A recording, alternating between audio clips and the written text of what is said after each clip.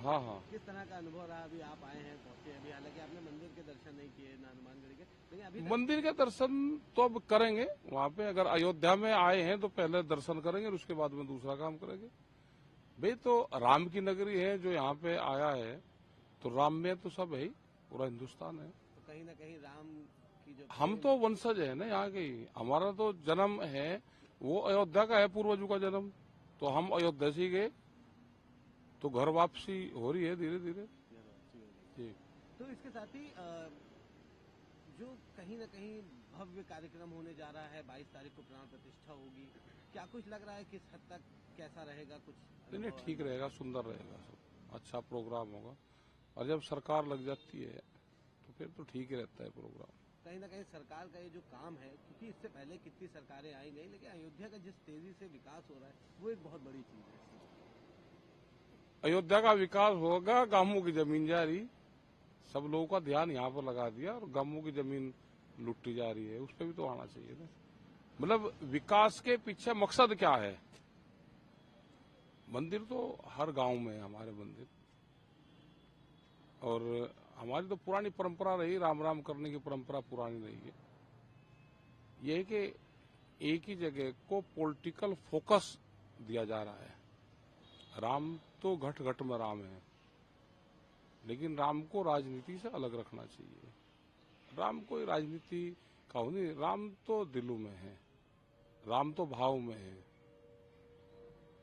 लेकिन एक बड़ी चीज ये भी है कि कहीं ना कहीं इससे अयोध्या वासियों का या पूरे शहर का बहुत बड़ा विकास होगा। इससे पहले नहीं, ठीक है, विकास होना चाहिए भाई। अयोध्या वासी यहाँ पे रह रहे हैं तो विकास होना चाहिए, टूरिज्म को बढ़ावा मिलेगा और जो लोग यहाँ पे हैं रोजगार भी मिलेगा उससे, और डेवलप होगा शहर। तो कोई भी डेवलप हो, किसी भी उत्सव हो तो ठीक चीज है। अयोध्या का विकास हो, ठीक है, यहाँ के लोगों को रोजगार मिले, पर्यटक को बढ़ावा मिलेगा। और देश में बहुत टूरिज्म स्थान नए बन रहे हैं और हमने विलेज टूरिज्म की बात करी है, क्योंकि हमारे लोग बहुत अब घूमने जाना चाहते हैं, बाहर विदेश जा रहे हैं। तो यहाँ पे भी बहुत जगह है, उनको डेवलप करें। बहुत ऐतिहासिक स्थल हमारे हैं, उनको सबको डेवलप करना चाहिए। और विलेज टूरिज्म की बात जो करी है उसको बढ़ावा सरकार को देना चाहिए। साक्षी मलिक ने रेलवे से हट गई, क्या लगता है किस तरह की? नहीं, रेलवे से नहीं वो हटी, उसने अपने खेल से रिजाइन करा है, मतलब खेल से अदविला उसने कहा है। और ये है कि पहलवान है, खेल से अलविदा नहीं करना चाहिए, जब तक उनकी एज है उनको खेलना चाहिए। किसी चीज से खिलाड़ी को, आंदोलनकारी को हताश नहीं होना चाहिए।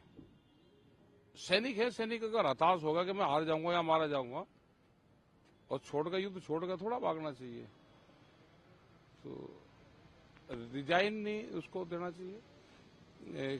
खेलने और दूसरों को सिखाएं, उनको आगे बढ़ाने का, प्रमोट करने का काम करना चाहिए। क्योंकि एक लंबे समय तक संघर्ष करा साक्षी मलिक, अन्य पहलवानों ने भी, उसके बाद भी उनको ये लगा है कि हमको न्याय नहीं मिला, क्योंकि 6 महीने का एक आंदोलन उनका चला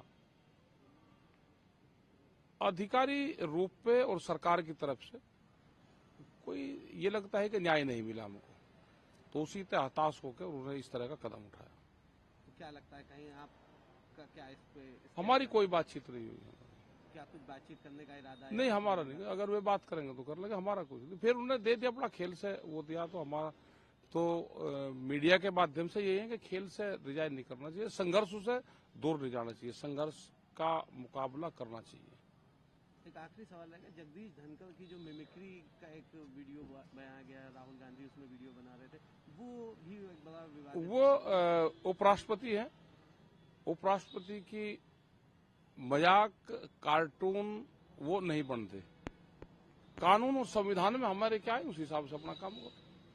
तो जो ये चीजें हुई उसको लेकर के कहीं ना कहीं आप सहमत नहीं है कि इस तरह की जो वीडियो बनाई गई है? जो कानून क्या कहता है, संविधान क्या कहता है, उसके हिसाब से काम करो। लेकिन उपराष्ट्रपति को पॉलिटिक्स में मत लेकर आओ। वो उपराष्ट्रपति देश के हैं, हर जाति के हैं, एक बिरादरी के नहीं है वे। जब वो बड़े पद पर चले जाता है कोई भी, तो एक जाति, धर्म उससे ऊपर उठ जाता है।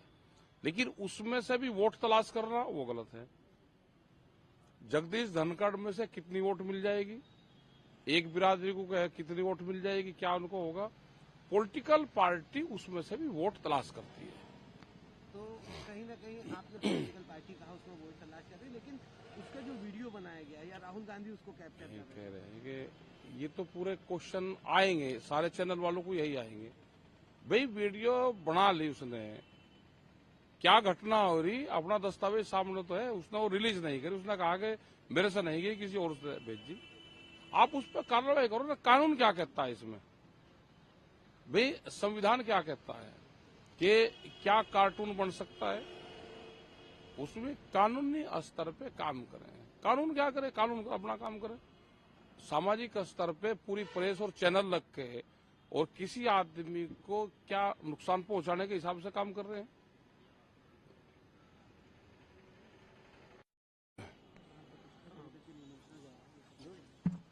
प्राण प्रतिष्ठा को लेकर के भी सभी पॉलिटिकल पार्टियों को, बड़े साधु सन्यासियों को निमंत्रण पत्र भेजा जा रहा है, लेकिन उसमें जो प्राण प्रतिष्ठा से जुड़े हुए लोग थे, जो राम मंदिर के ऊपर संदेश देते थे, उनकी नकाशे थे, वो भी इच्छुक हैं यहाँ आने की। भाई यहाँ तो ये तो रामनगरी है, सभी आने के इच्छुक हैं।